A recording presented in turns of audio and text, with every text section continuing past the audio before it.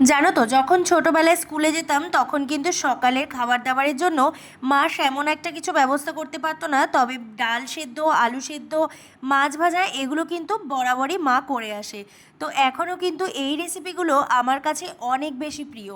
মা আজকে বানিয়েছিল ডাল সেদ্ধর একটা রেসিপি, তবে অন্যান্য দিন মা কিন্তু মুসুর ডাল সেদ্ধ দেয়, আজকে কিন্তু মা মটরের ডাল সেদ্ধ দিয়েছিল, কারণ আজকের দিনটা ছিল নিরামিষের একটা দিন। তো সেই জন্যে মা কিন্তু মটর ডাল সেদ্ধ দেওয়ার জন্য দেখো ডালগুলোকে প্রথমেই একটুখানি ভালো করে জলে পরিষ্কার করে ধুয়ে নিল।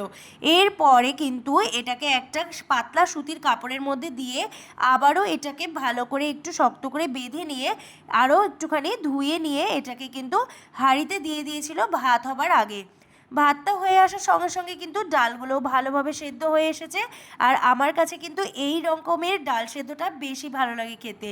অনেকেই কিন্তু একদম নরম নরম ডাল সেদ্ধ খেতে পছন্দ করে, তবে ওটাও বেশ ভালো লাগে, আর এটার টেস্ট কিন্তু অন্যরকম। তো যাই হোক, দেখো কথা বলতে বলতে ডালটা কিন্তু ভালো করে মা হাতের সাহায্যে একটু ম্যাশ করে নিয়েছে, একটু একটু দানা দানা থাকে আর একটু একটু কিন্তু এইভাবে ভেঙে যায়। তো এর মধ্যে দেখো নুন, কাঁচা লঙ্কা আর একটু সর্ষের তেল দিয়ে মা ভালো করে ডালটাকে একটু হাতের সাহায্যে মিক্সড করে নিচ্ছে। সত্যি বলছি, একবার গরম গরম ভাতের সাথে এই রেসিপিটা টেস্ট করে দেখো, অসাধারণ লাগে খেতে। একবার তোমরা খেলে অবশ্যই বুঝতে পারবে যে এর স্বাদ কতটা।